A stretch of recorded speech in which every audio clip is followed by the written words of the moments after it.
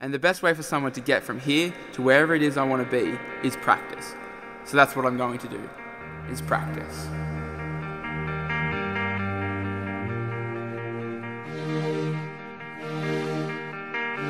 So I needed a plan. I needed to set myself a timeline of things that I needed to achieve in order to get to somewhere. The first step was a business. Now, for someone who has zero knowledge of how to even start one, I knew I had work to do. I began my first business with a mate back in the Christmas break of 2016, and this was after I was getting a few small jobs.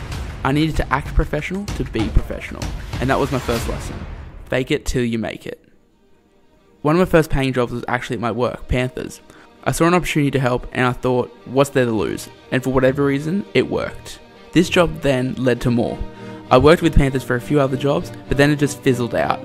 This was early 2017, so the next step was to get more work. So I literally said yes to everything. Any job that involved a camera, it was an instant yes without question.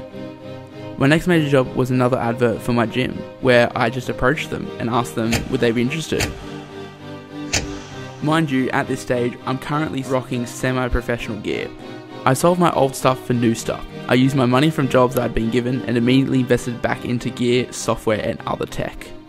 I needed a website. This was the next step in my timeline, a portfolio. First place I went to was Squarespace, easiest website builder I knew of.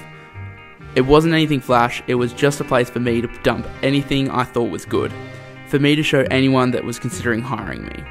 Then it was the other little things like business cards, anything that made me more professional than I was before. At this stage of the timeline was when I decided to release the first life update.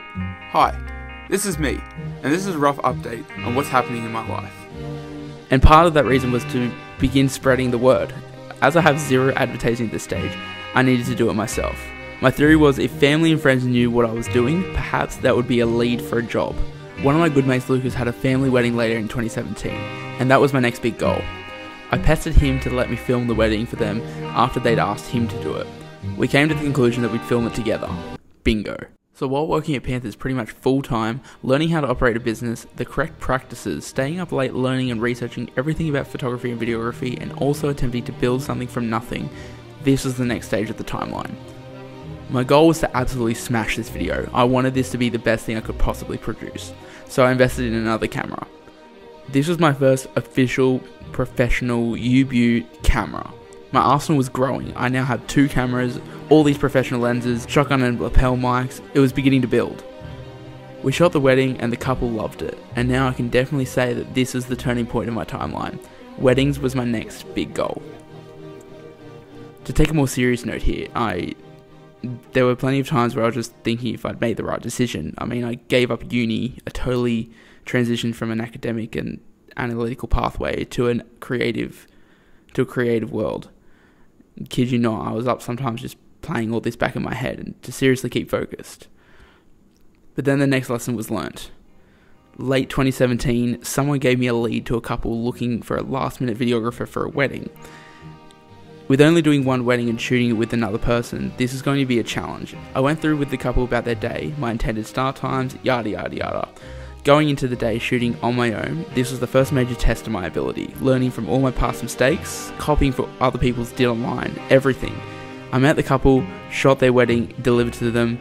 I took a deep breath as I pressed send, and they loved it. Now, I said there was a lesson learned from this particular event, and it wasn't anything to do with cameras, angles, shooting, nothing of that. As wanky as it sounds, actually being nice to people can get you pretty far in life.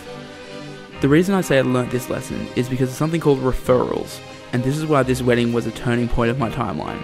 This couple had set me up with so many other couples. I'm forever grateful for their help, and they know who they are, because they still keep in touch with me to this day.